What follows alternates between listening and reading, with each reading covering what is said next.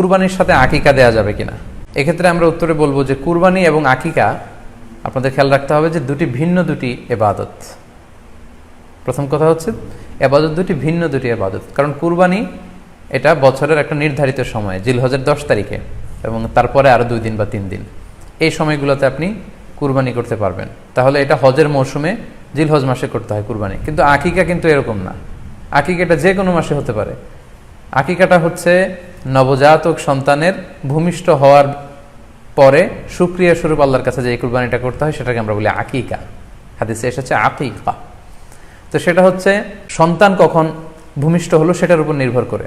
কারো সন্তান রমাদানে হতে পারে, কারো সন্তান জিলহজ মাসেও হতে পারে, শাওয়ালে হতে পারে, রজাবে হতে পারে। আকিকার ক্ষেত্রে আল্লাহ রাসূল সাল্লাল্লাহু আলাইহি ওয়াসাল্লাম বলেছে আনিল গুলামি শাতান ওয়া আনিল জারিয়াতি শাত, অর্থাৎ ছেলে হলে 2টি ছাগল দিয়ে আকিকা করো এবং যদি মেয়ে হয় তাহলে 1টি ছাগল দিয়ে আকিকা করো। তো সেক্ষেত্রে কুরবানিতে কিন্তু এরকম বিধান নেই।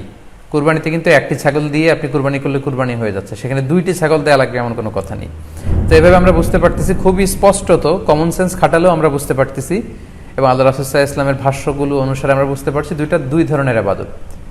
যদিও এই 2 ইবাদতে কিছুটা মিল আছে, কিন্তু দুইটা 2 সময়ের ইবাদত, দুইটা আলাদা, দুটি উপলক্ষ, দুইটার আলাদা নির্ধারিত সময় রয়েছে। যেমন আকিকার ক্ষেত্রে সুন্নাহ হচ্ছে বাচ্চা যেদিন জন্মগ্রহণ করবে তার 7ম দিন শেষে 7 দিন পরে আপনি আকিকা করবেন। আল্লাহ রাসূল সাল্লাল্লাহু আলাইহি ওয়াসাল্লাম বলেছেন কুল্লু গুলামিন মুরতাহানুন বিআকিকাতিহি তুযবাহু আনহু ইয়াওমা সাবিহি, প্রত্যেক সন্তানের আকিকা দিতে হয় তার 7ম দিনে, ওয়া ইউহলাকু ওয়া ইউসাম্মা, এবং 7ম দিনে মাথার চুল ফেলে দিতে হয়, তার সুন্দর একটি নাম রাখতে হয়। তাহলে আকিকার বিধান হচ্ছে সম্মানিত সুধী সন্তান জন্মগ্রহণ করার 7 দিন পরে। আমরা বুঝতে পারলাম আল্লাহ রাসূল সাল্লাল্লাহু আলাইহি ওয়াসাল্লামের ভাষ্য অনুযায়ী, কথা অনুযায়ী, কওল অনুযায়ী। এবার যদি আমরা আল্লাহ রাসূল সাল্লাল্লাহু আলাইহি ওয়াসাল্লামের আমল দেখি, ওনার ব্যক্তিগত আমল কি ছিল, সেক্ষেত্রে সহিহ ইবনে হিব্বানের একটি হাদিস উল্লেখ করব, যেটিকে ইবনে হাজার আল আসকালানি উনি ওনার ফাথুল বারিতে সহিহ হিসেবে উল্লেখ করেছেন।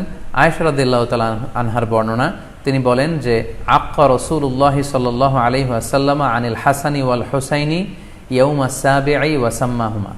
আল্লাহ রাসূল সাল্লাল্লাহু আলাইহি ওয়াসাল্লাম নিজে ওনার দৌহিত্র অর্থাৎ ওনার নাতি হাসান এবং হুসাইনের আকিকা নিজে করেছেন 7ম দিনে, এবং 7ম দিনে তাদের নাম রেখেছেন। একজনের নাম রেখেছেন হাসান, আরেকজনের নাম হুসাইন। অর্থাৎ হাসান রাদিয়াল্লাহু আগে জন্মগ্রহণ করেছিলেন, ওনার চেয়ে ছোট ছিল হুসাইন, উনি পরে জন্মগ্রহণ করেছেন। তো ওনাদের জন্মের পরে 7 দিন পরে আল্লাহ রাসূল সাল্লাল্লাহু আলাইহি ওয়াসাল্লাম ওনাদের আকিকা দিয়েছিলেন।